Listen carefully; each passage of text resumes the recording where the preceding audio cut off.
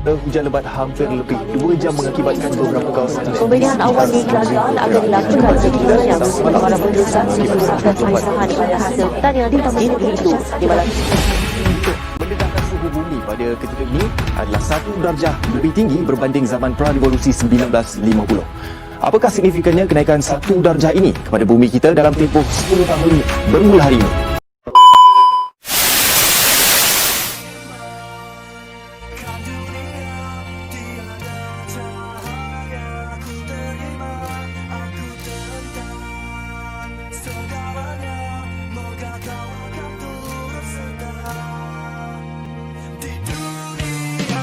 Adalah salah satu daripada isu utama di dunia.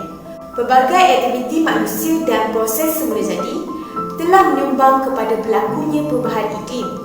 Perubahan iklim dan cuaca yang keterlaluan telah menyebabkan bencana alam. Gangguan terhadap ekosistem akan mengancam jaminan sumber air dan makanan.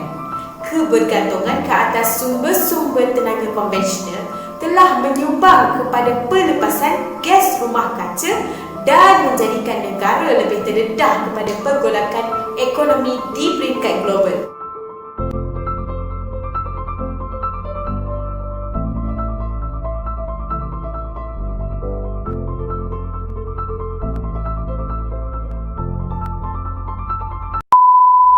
Kerajaan Malaysia telah mengambil inisiatif untuk menubuhkan Dasar Perubahan Iklim Negara. Dasar Perubahan Iklim Negara adalah dasar yang tertakluk di bawah Asas Pengurusan Alam Sekitar di Malaysia yang terletak di bawah Kementerian Tenaga dan Sumber Asli. Dasar ini dilaksana adalah untuk memastikan pembangunan yang berdaya tahan terhadap perubahan iklim bagi memenuhi aspirasi negara dalam menerajui kelestarian.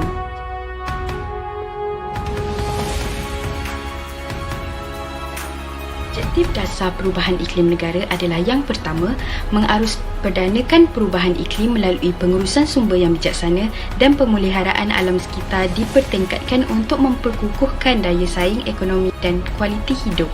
Dan yang kedua, mengintegrasikan respon bagi memperkuat daya tahan pembangunan terhadap perubahan iklim semasa dan yang dijangka ke dalam Dasar Nasional, Pelan dan Program Negara.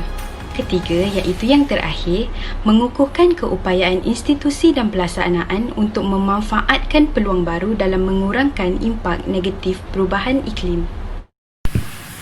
Menyedari hakikat kesan dan impak negatif perubahan iklim, Malaysia mengambil tindakan untuk mengarusperdanakan respon nasional bagi memantapkan matlamat pembangunan ekonomi, sosial dan alam sekitar berdasarkan 5 pertama, mengintegrasikan respon perubahan iklim ke dalam pelan perancangan negara bagi memenuhi aspirasi ke arah mencapai pembangunan lestari. Prinsip kedua, memperkukuhkan pelaksanaan pelbagai tindakan perubahan iklim yang menyumbang kepada pemeliharaan alam sekitar dan penggunaan sumber asli secara lestari. Prinsip ketiga adalah dengan mengambil kira isu perubahan iklim ke dalam pelaksanaan program pembangunan di semua peringkat.